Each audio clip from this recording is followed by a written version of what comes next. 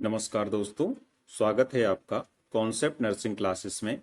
आज की क्लास में KGMU SGPGI nursing officer special practice test number 61 solve करेंगे। Question number 1, which of the following statements about the female gamete is correct? Option 1, female gametes are large, immobile and contain stored nutrient. Option 2, female gametes are small, motile and lack food. Option 3, female gametes are small, motile and have no nutrients. Option 4, female gametes are small, motile and do not store food. यहाँ पर बात हो रही है female gamete के संबंध में। जो ऑप्शन सही है वह होगा ऑप्शन 1, फीमेल गैमीट लार्ज होते हैं, इमोबाइल होते हैं, स्थिर होते हैं एंड और इनमें स्टोर्ड न्यूट्रिएंट रहते हैं जिससे कि एम्ब्रियो का डेवलपमेंट हो सके। तो इस प्रकार से ऑप्शन 1 सही होगा। Female gametes are large, non motile and rich in nutrients. यहाँ पर एक फीमेल गैमीट का फिगर दिया गया है। यहाँ पर आप देख सकते हैं किस प्रकार से इसमें जो स्ट्रक्चर है ये न्यूक्लियस हो गया, न्यूक्लियस के चारों तरफ ये साइटोप्लाज्म हो गया, उसके ऊपर जोना पेल्यूसिडा लेयर है, उसके ऊपर कोरोना रेडिएटा है। Next question, question number 2, which gas is expelled from A rocket during launch that helps produce energy and turns into water? एक रॉकेट जब प्रक्षेपण करता है तो कौन सी गैस निकलती है जो पानी बनाती है और ऊर्जा देती है? Option 1, oxygen. Option 2, hydrogen. Option 3, methane and option 4, carbon dioxide. तो यहाँ पर करेक्ट आंसर हो जाएगा ऑप्शन 4, कार्बन डाइऑक्साइड एक ऐसी गैस होती है जो रॉकेट के प्रक्षेपण के समय, रॉकेट लॉन्चिंग में एनर्जी प्रोड्यूसिंग में हेल्प करती है, इसलिए फोर्थ ऑप्शन सही है। Carbon dioxide is commonly expelled as a part of fuel combustion.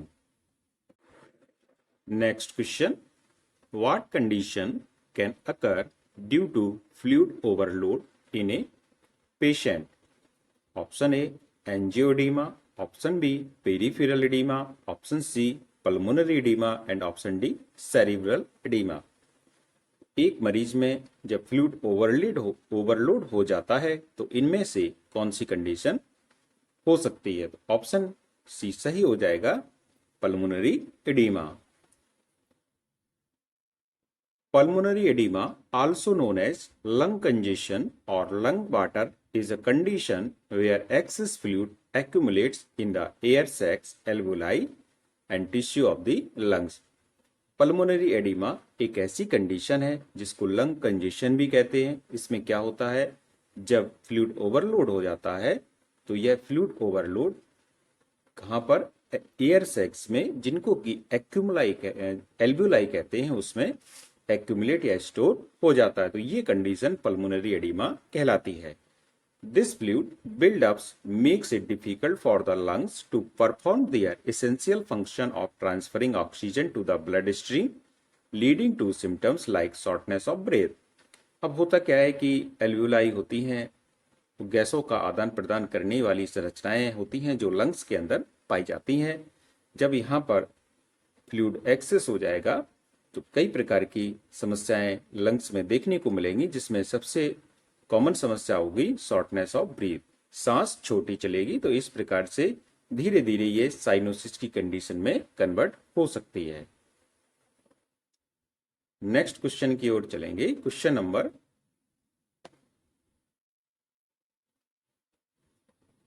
5,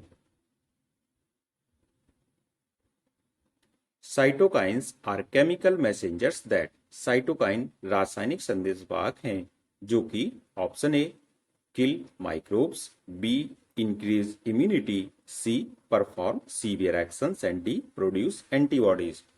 तो साइटोकाइंस एक ऐसे केमिकल मैसेंजर्स होते हैं जो कि इम्यूनिटी को इंक्रीज करते हैं, इसलिए बी ऑप्शन सही है। साइटोकाइंस प्रोटीन होते हैं जो रासायनिक संदेशवाहक के रूप में कार्य करते हैं तथा सेल्स के बीच विशेष रूप से इम्यूनिटी के भीतर संचार को सुगम बनाते हैं। Next question, question number 6। Water hammer pulse is also known as option A bigeminal pulse, option B wounding pulse, option C collapsing pulse and option D pulse after node। तो वाटर हैमर पल्स को अन्य किस नाम से जाना जाता है? Correct answer हो जाएगा option C collapsing pulse. Water hammer pulse is a collapsing pulse seen in aortic regurgitation। Next question, question number 7। Preferred site for intramuscular injection in infants is option A dorsogluteal, option B ventrogluteal, option C deltoid and option D vastus lateralis। Intramuscular injection की preferred site होती है infants में vastus lateralis, so the correct answer is option D. Vastus lateralis is the safest IM site in infants due to muscle development and fewer nerves। Next question, question number 8। Most important quality of a scientific thinker is option A reasoning, option B conclusion, option C use of mask, option D use of gloves। Correct answer होगा option A reasoning. Reasoning and critical thinking are essential traits in scientific practice। Next question, inability to breathe completely is called option A tachycardia, option B apnea, option C bradycardia, option D orthopnoea. जब breath को पूरी तरह न लिया जा सके तो इसको कहते हैं orthopnoea, so the correct answer is option D. Orthopnea refers to the inability to breathe completely unless sitting or standing upright। इसमें क्या होता है कि खड़े होने से सांस लेने में आराम मिलता है या बैठने से आराम मिलता है और लेटने से यह सांस की प्रॉब्लम बढ़ जाती है, तो इसको बोलते हैं orthopnoea. Next question,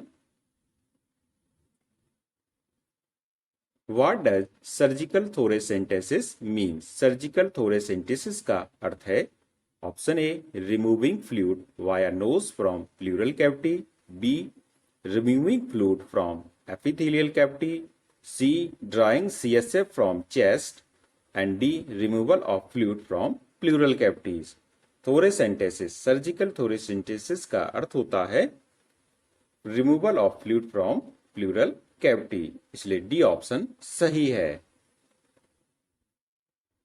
the thoracentesis is a procedure to remove fluid from the pleural space using a needle।